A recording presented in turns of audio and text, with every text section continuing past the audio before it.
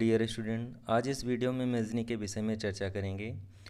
तो मेज़नी के संदर्भ में हम लोग थोड़ा सा विस्तार से समझेंगे। जिसका पूरा नाम जुसेफे मेज़नी था, उसे इटली के राष्ट्रीय आंदोलन का मसीहा कहा जाता है। मेज़नी का जन्म 1805 ईस्वी में जिनेवा में हुआ था। वह एक साहित्यकार, राष्ट्रभक्त एवं लोकतंत्र का समर्थक था।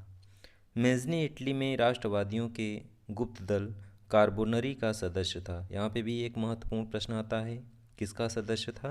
कार्बोनरी का। 1830 ईस्वी में नागरिक आंदोलन द्वारा उसने उत्तरी और मध्य इटली में एकीकृत गणराज्य स्थापित करने का प्रयास किया। वह गणतंत्रात्मक विचारों का समर्थक और योग्य सेनापति था। उसने 1831 में यंग इटली की स्थापना की। यहाँ पे भी एक महत्वपूर्ण संस्था है यंग इटली। एग्ज़ाम में पूछा जाता है इसकी स्थापना किसने की थी? तो मेज़नी ने किया था। इसका उद्देश्य इटली का एकीकरण करना व इटली पर विदेशी हस्तक्षेप को समाप्त करना था तथा संयुक्त गणराज्य स्थापित करना था। तो इस तरह से मेज़नी जो है इटली का जो छोटे छोटे राज्य थे उनका एकीकृत करना उसका उद्देश्य था।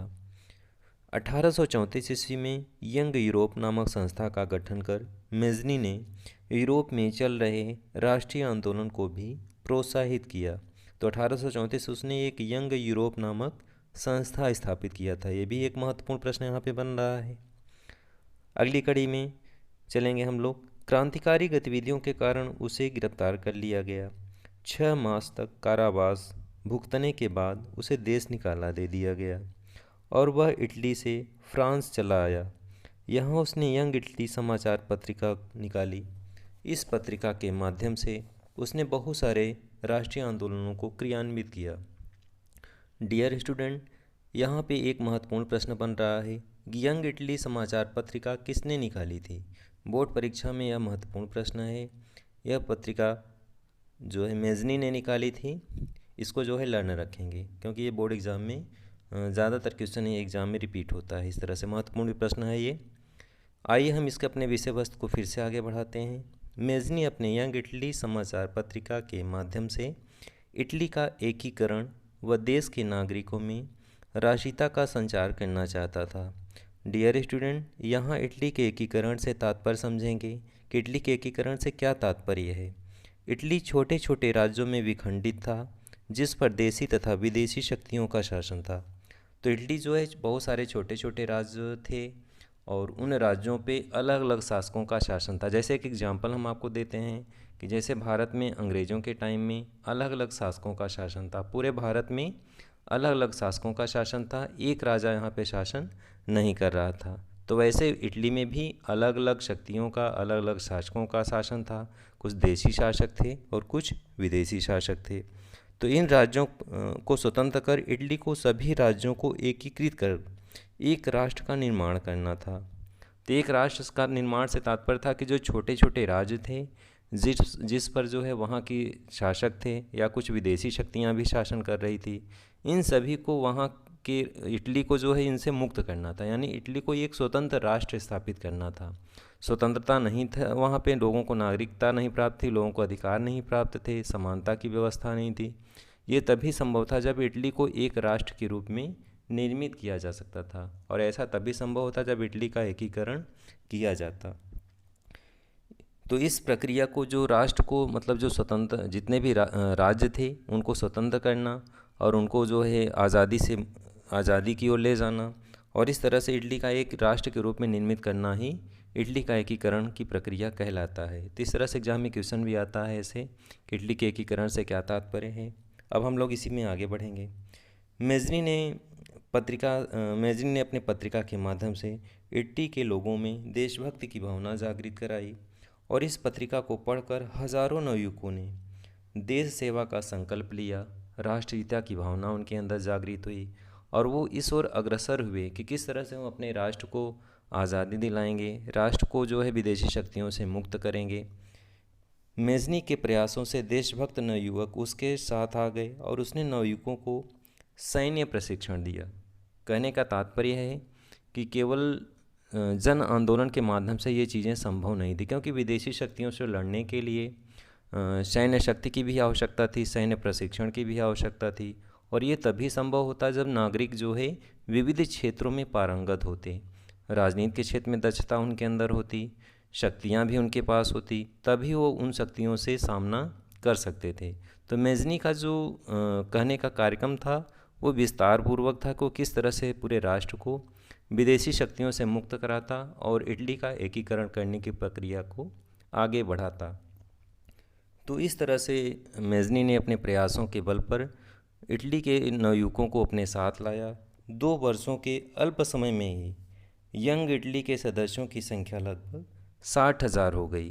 तो ये बड़ी संख्या थी, इतने कम समय में इसकी एक विशिष्ट उपलब्धि थी, जिसके माध्यम से जो है उसने अपने हज़ारों नवयुवकों को अपने साथ लाया, राष्ट्रीयता की भावना से ओतप्रोत किया और ऐसे नवयुवकों को इटली के एकीकरण में अपने योगदान को अपने साथ लेकर के इस प्रक्रिया को आगे बढ़ाया।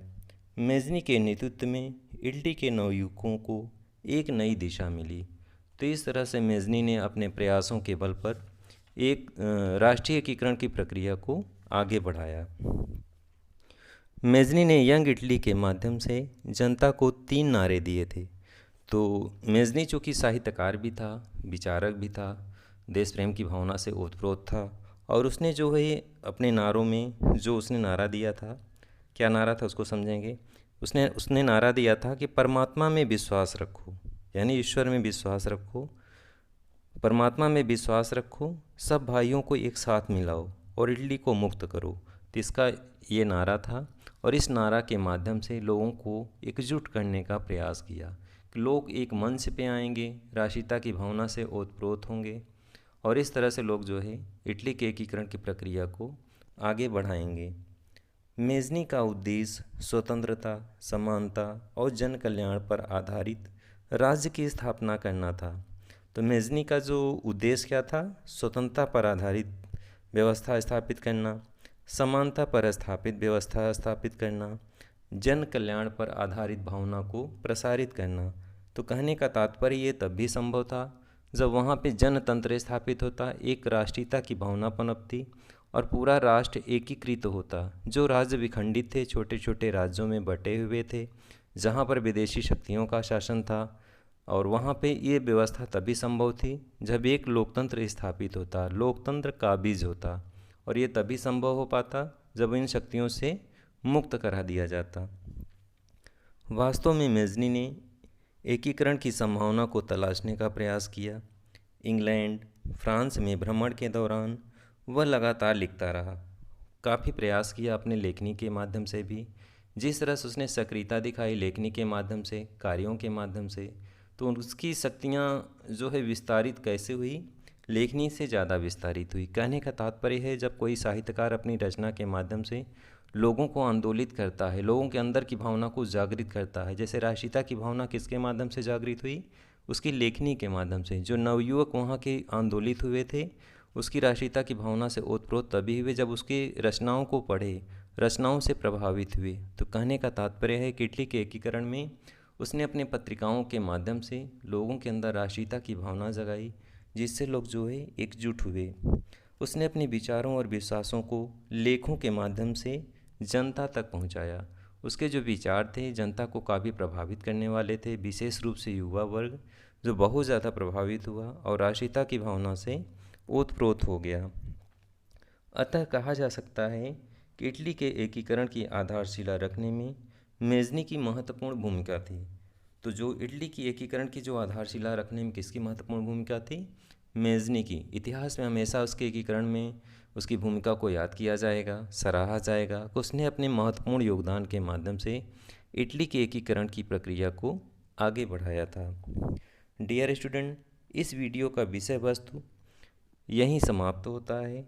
मेजनी के संदर्भ में बोर्ड परीक्षाओं में अनेक महत्वपूर्ण प्रश्न आते हैं, जैसे इटली के एकीकरण में मेजनी की भूमिका का उल्लेख कीजिए, या इसी टाइप में सेकंड क्वेश्चन आता है कि इटली के एकीकरण में मेजनी का क्या योगदान था, या इटली के एकीकरण में मेजनी ने क्या कार्य किए।